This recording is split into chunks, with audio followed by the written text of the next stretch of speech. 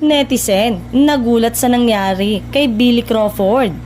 Nawindang ang TV host comedian na si OG Diaz sa mga kumakalat na chikang pagpanaw umano ni Billy Crawford.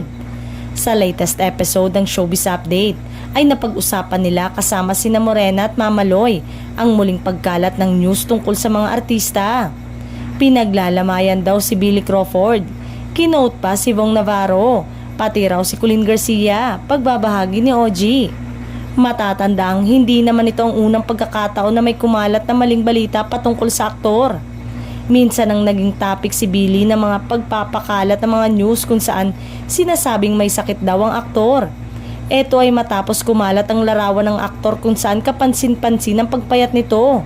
Pinabulaan na naman ito ng asawa ni Billy na si Colleen at sinabing maayos ang kalagayan ng asawa. Mapapanood ang singer-actor bilang isa sa mga coach ng The Voice Kids. Bukod kay Billy, makakasama rin bilang coach sa The Voice Kids sina SB19, Stel at SB19 Pablo at Julian San Jose.